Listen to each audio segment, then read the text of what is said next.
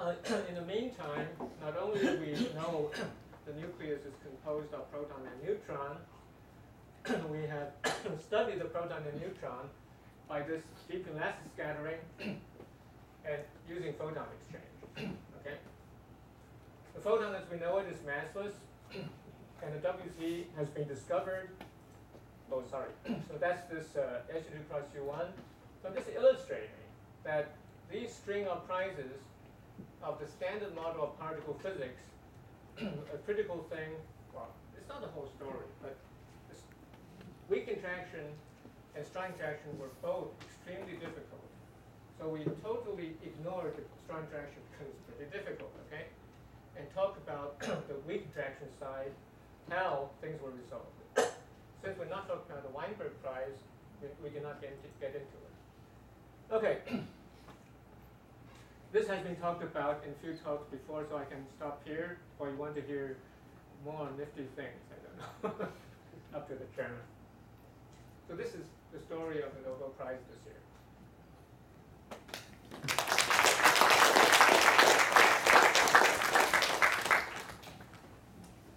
Well, I don't know how much you have, but I think it's worth to continue. You comment on how to determine the Higgs particle mass, because you have this second derivative of with respect to phi, and that how do you determine that value? Okay, so to answer your question, at the classical level, let me see. I have, so this is the form of the potential. You remember you have V double prime. So you differentiate this by twice, this guy becomes, oops,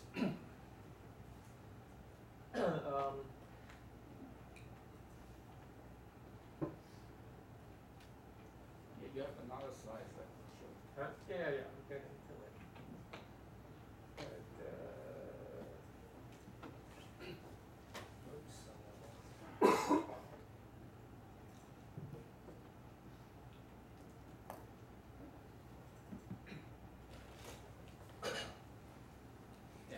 So this V double prime gives you the lambda, okay, when you insert the 5 0. So the mass is actually predicted. So how do you know the potential? Huh? How do you know the potential? How do you know the value of this double prime? That is the Gaussian potential. It's a very good question, because the potential can also be non-polynomial and so on. Okay, but that's I think in part why either Higgs did not fully specify the potential. It's more general. Okay? But how do you know the value of this derivative? We're going to spend another 100 million, 10 billion to answer that question. Okay. If the public allows. Just what is the full Higgs potential? It's not just a theoretical problem. Okay? Yeah, but you know it's Higgs because you guess the range of the mass. So No. Higgs never guessed this is the range of Okay. mass. Oh, okay.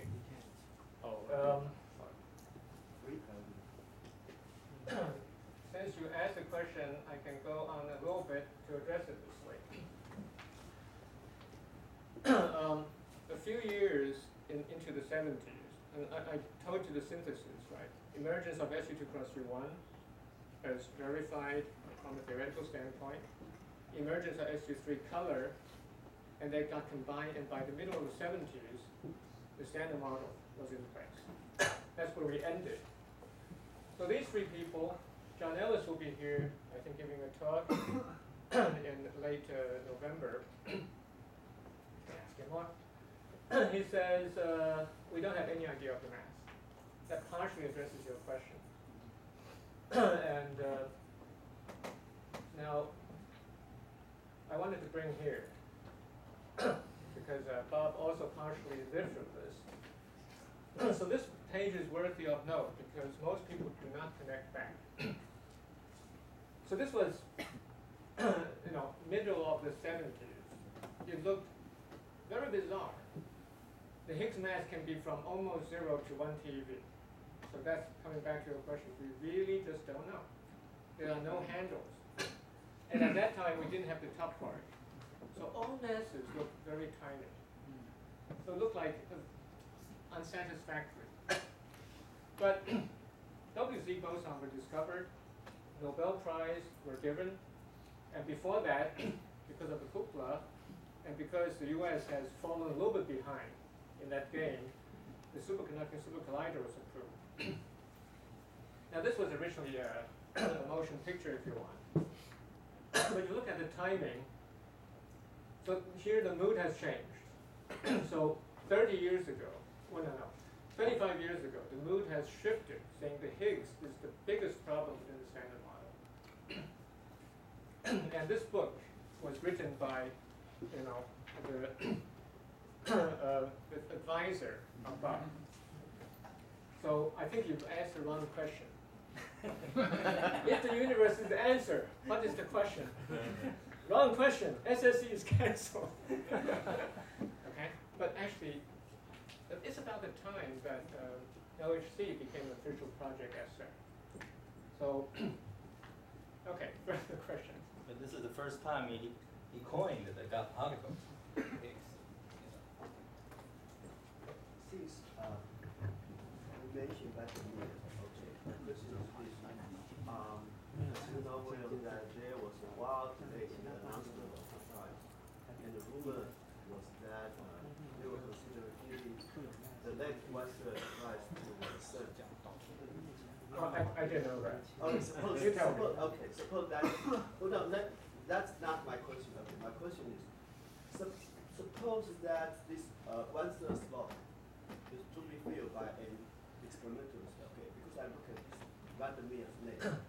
So the big right in the building of the LSC, was there a similar person whose contribution can be singled out and? Probably not. I think they had 3 generations of the LHC side technical coordinators. Who is the biggest is a problem. Here, you know, Rubin himself can claim as originator of the SPD bias, and Landemir was able to execute it. For LHC, right, I think, I forget the first person's name, and then it was Lynn Evans, and then now it's Steve Myers. I think it will be controversial. Okay. The problem, the original idea is SSC, not LHC. Although, okay, the LHC, the magnetic design is very different. Okay. There are some still, you know, quite a bit innovation. But it is true, but I think there are 2 problems with the maybe 3. I'll mention 2. One thing is they had to build a new tunnel, which is time-consuming and costly. Secondly, it was the end of the Cold War. Either way, it did not affect CERN. CERN had a tunnel. Okay. I'm not trying to push my agenda, but I want to show one thing for the audience. Oops. Okay, this part is propaganda, but we flow through it. So this part is no longer about particle physics, but timing is okay. Oops, what happened here? At the very end. Oh, it's coming. Bad pointing. Okay, one thing is that, okay, these people didn't ask questions. In 1964, when these famous people wrote the thing, they were not famous people. And they were not thinking, well, they were excited, but not thinking that big. They were just kind of statistical physics people, that's Brown, and doing field theory. But the mysterious thing is now that somehow what they did connects to the whole universe. So that's mind-boggling. I'll let you see this, but I'll not comment on it, the goddamn thing. This is the last page. Remember this picture I didn't fully explain, but some people know the mass gap delta.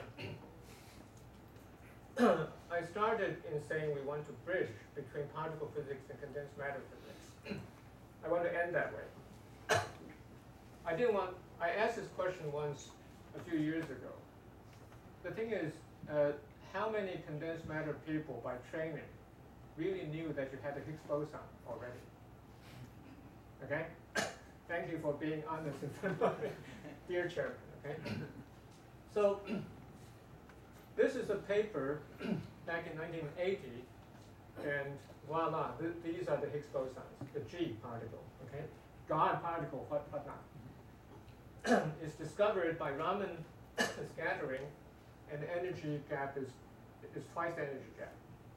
So, well, this was before the SSC. That's why I was reminded of this last slide. So maybe they could have stopped building the SSC at the proposal stage because the Higgs particle of the Higgs mechanism was already discovered. I think Professor Yang has heard. There she is.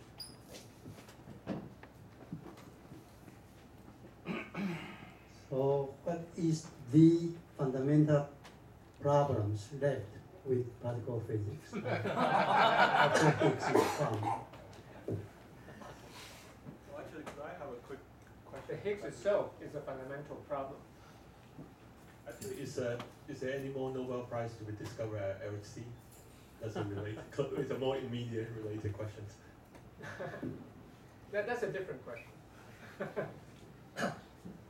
I would not read it here, but if you think about it, we know QED since a while. We do not know of an elementary neutral scalar except this one. But this one was not for QED, this one was for symmetry breaking. So it's a little bit bothersome to have an elementary scalar for the purpose of breaking the symmetry.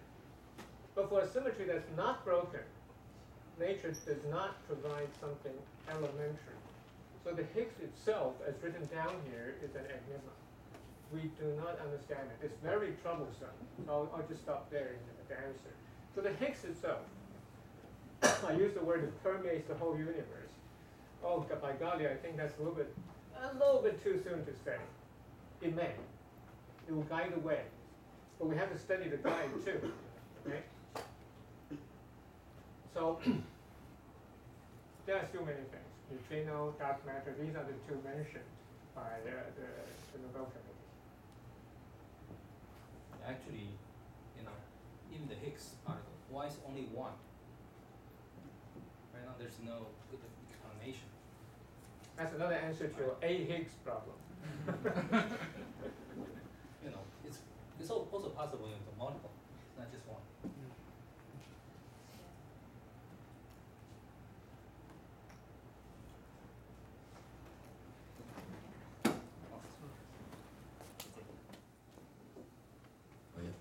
The reason for a theory to be a theory is power in predict something, and given a known mass for Higgs particle like 135 gigahertz, giga electron volt, can we use this result to consistently explain something others in particle physics? I didn't understand your question. Given the major mass for Higgs particle, and will this help us to consistently explain other parts in particle physics? I would imagine, since this answer is extension of the previous answer, we do not understand, although we understood that the Higgs mass looks like zooming in that direction, but we do not understand why the Higgs has to be so light. Okay. So I would imagine the effort to try to understand this in the next several decades will help the understanding of particle physics. Otherwise, the mass itself is depends on the Web, which is a little bit arbitrary, depends on the self-coupling, which is not understood. So I have another page showing that, like the Higgs self-coupling, we have more than a dozen other parameters that are dynamical, which we do not understand. Oh, by the way, that's written here, and very unsatisfactory. So in that sense, is a key question, saying that these non-gauged couplings that exist What are they? What is their origin? So we said this is the origin of mass. Look at this. Mass on the left-hand side, we'd explained it. But we transferred it to the explanation of this, all these parameters. So in that sense, it's a good question. But it's somewhat, well, we're celebrating the Nobel Prize. So this is for the next prize. Or maybe whether there's any more prizes in this direction. Actually, I was just thinking, okay, if the universe can start again, maybe we'll in a different Higgs mass, because that V somehow, when the universe freezes, then choose one value. So if we start again, maybe choose different value. No, V will not change Well, unless you change the physical parameters of the universe. yeah, as I said, okay, if we start the Big Bang again, it probably will change That, many that gets parameters. into multiverse, which is not part of the talk. So any questions on the back? How does Higgs mechanism related to gravity? The mechanism related to gravity? Higgs mechanism Can you Related speak to into gravity? the mic? Speak, 用 okay. How does the Higgs mechanism related to gravity? We don't know. Okay. Professor It's Cao also can a no. give the answer. We don't. It's unknown. Even he doesn't know, so we also don't know. Does the graviton has any mass? That's the other question. The graviton does not have mass. We know that, We assume it's not. except we haven't seen a graviton. Any questions? Ready? No more? So actually, Okay, over there. So if we were going to upgrade our C or building a future generation accelerator, what would be the natural energy to discover any of those things? People are talking about 80 TeV and 100 TeV, so sort of a SSC2. So why is that ballpark preferred? Huh? Why is that ballpark preferred? Double what? Why is that range of energy preferred? Oh, because magnets have improved. So even if you have, SSC is 87 kilometers. If you had an 87 kilometer tunnel, you can build a 100 TeV glider. So why do the 40 TeV? So it's basically that's the maximum energy we can ignore. There's a physical reason, just saying, That's the maximum for did now. you go to the supersymmetry meeting in Trieste? No. No. People are jubilant there, saying now we know we have to build a 100 TeV. So you see, it's more than 100, more than 10 billion now. What do you expect to see? Okay. The folklore is that, well, the original folklore from CCP is that to maintain this V at 250 GeV, you need a supersymmetry at around that scale, 250 GeV. So really below TeV. Now that has been not fully ruled out, but disproven to a good degree. It's not close to 250 GeV. It's closer to TeV, probably above TeV. You see the argument now? Give us 100 TeV and we'll be for sure. All right. Any other questions? But it's an important question. They're saying there is a scale parameter from weak interaction. So people say that beyond 10 TeV we have really a problem. So it has to be now below 10 TeV. That's the answer to the question. Okay, no more questions, then let's thank Professor